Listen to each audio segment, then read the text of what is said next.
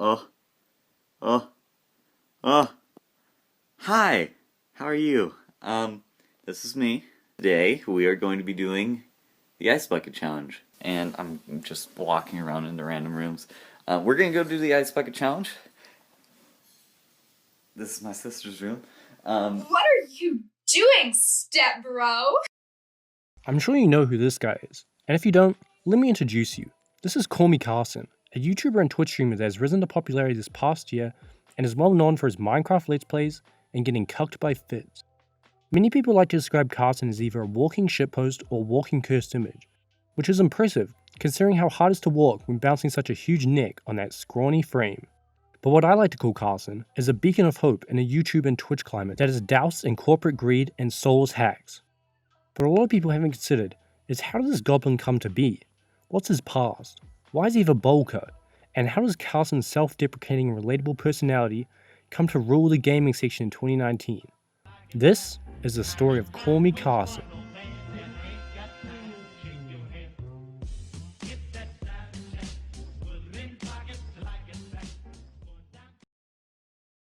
Carson was born May 10th, 1999, with the gamertag Carson King. As a kid, Carson was known for playing Pop Tropica on his Chromebook at recess and telling people useless facts.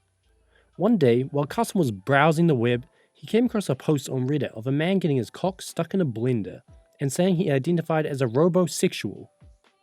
Carson got an idea and went into the kitchen to look for his mum's NutriBullet. Luckily, Carson's wang was too small to hit the blades, and his mum found him dry humping the NutriBullet, and so she took away his Chromebook as punishment. With nothing to do for the summer, Carson went outside to try and find some friends. Carson walked down to the park and found a whole bunch of kids playing. He was confused at the sight, and thought they were doing the sex, something his mother told him never to do, and was a sin. Carson, being a good Christian that he is, ran down to stop the kids from committing sin. When Carson got down there, he saw the kids were doing the ALS Ice Water Bucket Challenge. One of the kids called Carson a beta and challenged him to do the challenge. Carson, not wanting to look like a pussy, got one of the kids to hold his Nokia brick phone and he made his first YouTube video. Oh, that's cold. From then on, Carson would occasionally upload videos for the next 3 years, where he wouldn't gain much traction and went relatively unnoticed. Until one day, when watching a Boogie2988 video, he saw the fat man had a hot girlfriend, and he knew that YouTube was going to be his only chance to get laid. So Carson decided to take YouTube more seriously, while also doing Twitch streams on the side. A great tactic Carson would use to get people to watch his videos was by pestering bigger creators and shitposting in their subreddits. You are without doubt the worst YouTuber I've ever heard of. But you have heard of me. This tactic proved to be annoying as shit, but it worked, and by early 2019, Carson had accumulated a steady viewer base. On the 4th of March 2019, Carson would catch his first big break when he started the SMP Live Minecraft server, with fellow streamers JSchlatt and C-Scoop copy and pasted 50 times over. Carson only started the server because he needed help killing the Ender Dragon, but didn't expect people to actually like watching Minecraft. Carson had landed on a unique opportunity, and he decided not to squander it. Carson's mum wouldn't allow him to play video games, with shooting, because they weren't Christian friendly. So one night, Carson snuck out of the house and ran away to live with his friends Travis and,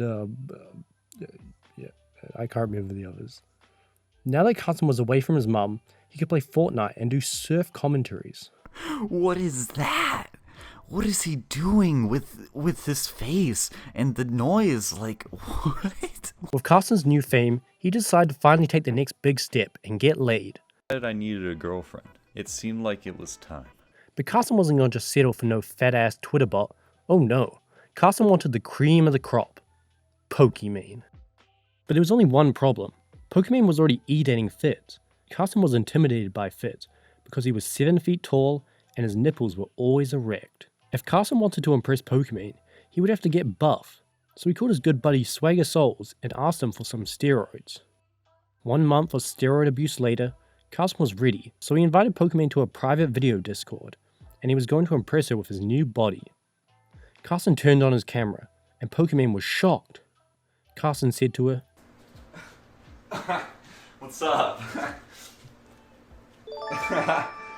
What's up, girl?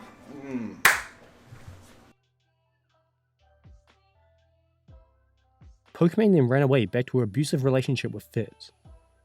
Carson didn't know what was wrong with him, and when he went to look in the mirror, he was shocked to see what had become of himself. Carson's neck had tripled in size. He was heartbroken, and he was made the laughingstock of the meme community. Carson had lost everything. He was so emotionally charged that one day while streaming, he was killed and he broke down crying. Carson thought that this was going to be the end of his streaming career. He thought he would have to make a podcast like all the other dead creators, which he did. But when Carson went to stream the next day, he found out his community was still there waiting for him. People didn't care that Carson was a beta cut, since most of his viewers could relate because they were one too. Carson had built a viewer base that didn't just come for the fun times, they came because Carson gave them something they couldn't find anywhere else. Relatability. Even though this may seem obvious, it's hard to find a YouTuber in 2019 that doesn't constantly flex their $1 million mentions and Taco Bell black cards. But when it comes to Carson, he's the opposite. It's always impossible not to see a reflection of yourself. When you see Carson being awkward around Pokimane, it reminds you of the first time you tried talking to a hot girl.